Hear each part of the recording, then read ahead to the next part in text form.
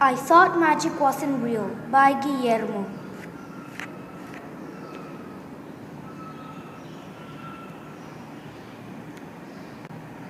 A guy named Jerry was walking by the streets when he saw something strange in the window. There were two kids and they looked like they were fighting verbally and physically. The man took a closer look. He was correct. The two kids were fighting. The older one was winning the argument, but it seemed that the smaller one started because he could slightly hear a voice saying, "Well, you started." Then their mom came in and Jerry went away. Just when he went, Joaquin, the smaller kid, yelled. It was Memo. Memo was in his house, in his parents' room, getting punished because his brother was bothering him. He hated it. It was always to him.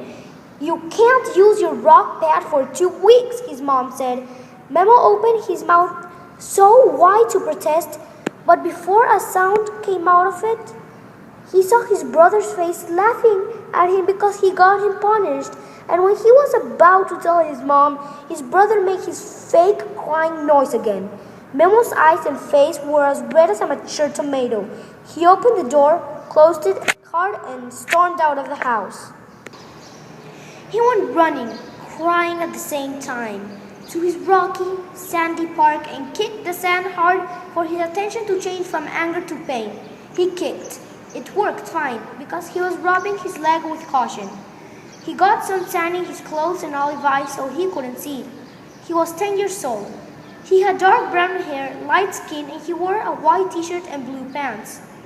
When he opened his eyes, he expected to see more sand and rocks, but instead, he saw 1 foot hole and a box in the bottom. He gasped. Never in his life had he seen such a mysterious hole in the middle of a park, or in no other place. He reached and picked it up and opened it. There was a map and a spider on top of it. He was really curious. He thought by shaking the map the spider would fall off, but instead, the second he touched the map, everything around him went black. He tried to yell, but he could only say, "Mmm, mmm." Suddenly, he saw the words in the air. "If you want something, here it is." And in little letters below it said, "Created in 500 AC." He felt air pass him and he was in a natural green rainforest. No adventure to get there, no fighting, nothing. It was simply a 10-second travel from Monterrey, Mexico to a weird rainforest. It was weird being in a rainforest, especially since Monterrey was so different. The climate was much more cool, but still hot. Now he was really scared. He was sure there was no such thing as magic. Now he wanted to go back home, or at least he knew where he was. He came here because of his parents punishing him, but now he wanted to be back home, or at least he had a family to care for him. All around him were green trees and grass and tiny bugs.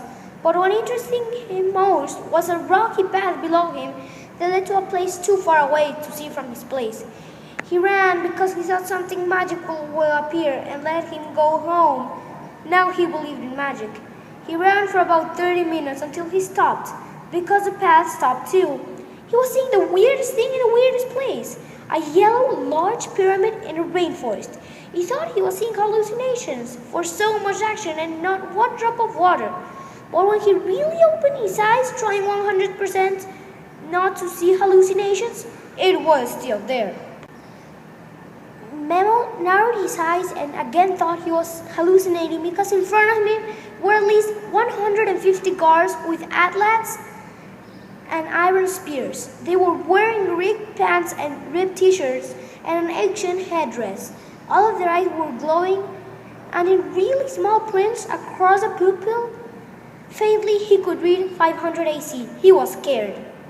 He wanted to go back home, but when he thought about how it would be when he went back, all the punishing for unknown reasons, then it came to him. When he was coming here, he had read, "If you want something, here it is," weirdly, as if the guards knew what he was thinking. All together said in a tough voice, "Do you need something?" He was about to say no, but his brain said otherwise, and he did as his brain said. Well, yes, my parents always punish me for unknown reasons. Do you think you can fix it? All together, they answered in a loud tone. Do you think we're imposters, idiots, stupid liars? No, he answered in a scared voice with his hands in his face. Of course we can fix it. Thank you. Memo was happily crying of happiness because his major problem would be gone.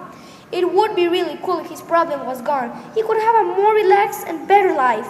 The enchanted chocolate would do it. Have it, kid, and go.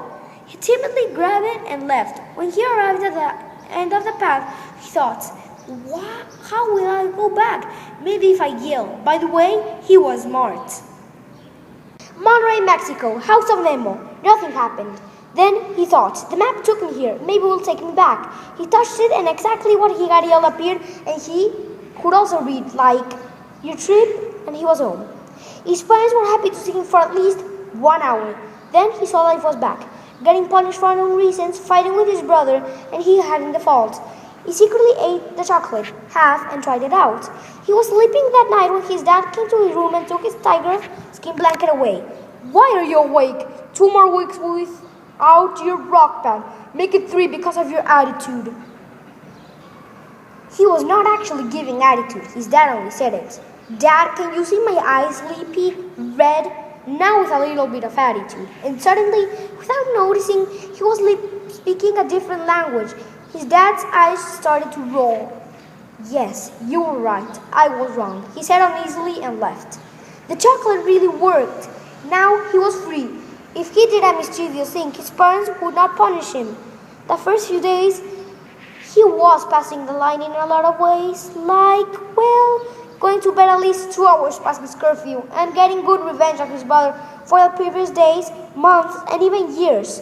But then, he got tired of being so bad and ended being a normal kid, mischievous but good, without any trace of his parents being mad.